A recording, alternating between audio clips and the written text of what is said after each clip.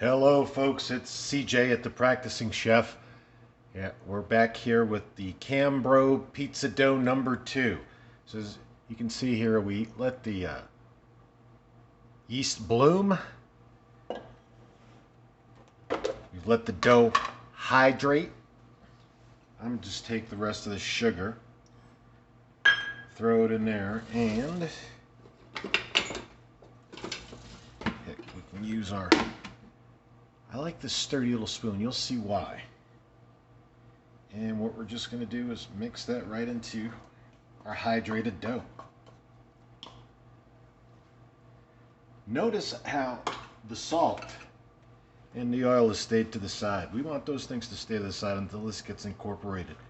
And then we'll move it in there. So you can see the dough already has a little bit of a consistency to it. Because what's happened is, you put that water in there, you let it soak in there, and it makes it like ready for the yeast.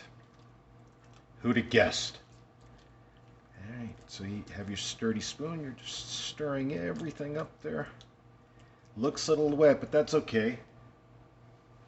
We have another couple of 100 grams of the flour there so that we get this to the right consistency. Look at that, that's beautiful. Okay, that's all in there now.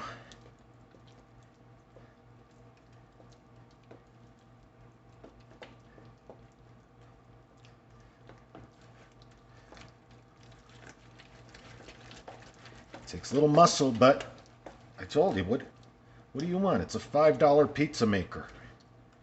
You find your Cambro and a nice sturdy.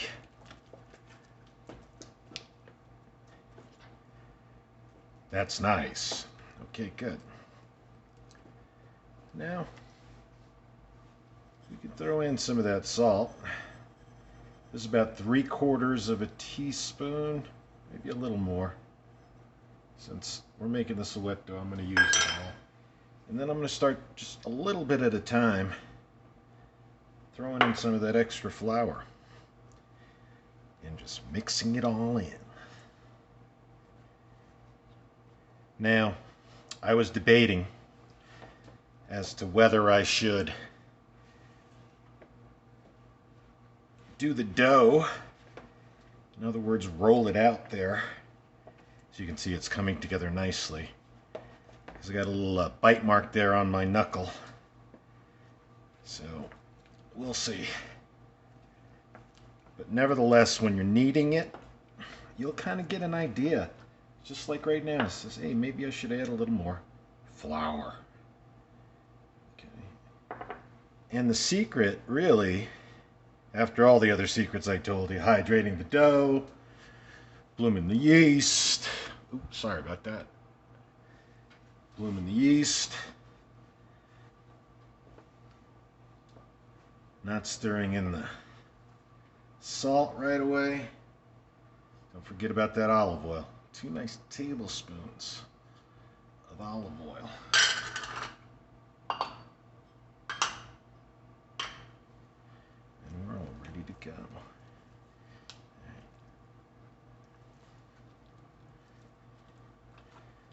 So obviously, if you had a bread hook and one of those fancy schmancy $600 KitchenAid machines, it'd knock this out for you no time flat. But again, I promised you a $5 pizza maker. I didn't talk about how much muscle it would take. That's nice. Okay, you see it's lifting away. It's got a nice ball right there. We're getting there. Doing a dough is a lot about feel. There's really no exact proportions. I guess there are. There's professionals, I'm sure, that could just knock it out. But I like to kind of go by feel, and that looks pretty good. Okay, that's about good to turn out onto a kneading surface.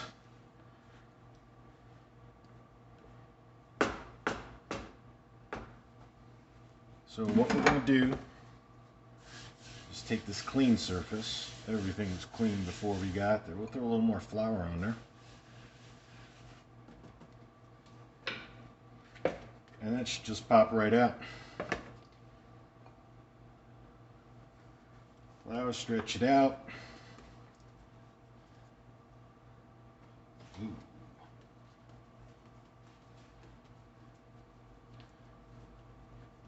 And try to keep that Band-Aid out of there. Imagine having a pizza, come up with a Band-Aid. And the restaurant sadly closed the night it opened. I'm going to keep an eye on that sucker. And I'm just using my fingertips. So again, what you want to do is kind of get a workable dough. Not too much flour. Don't let it stick.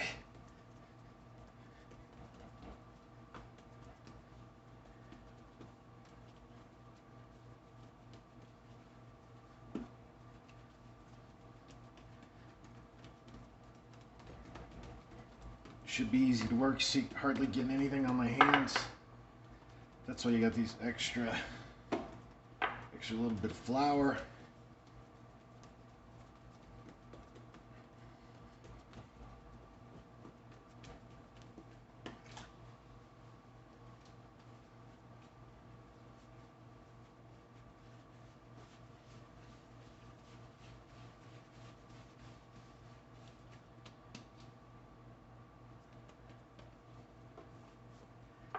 You notice you use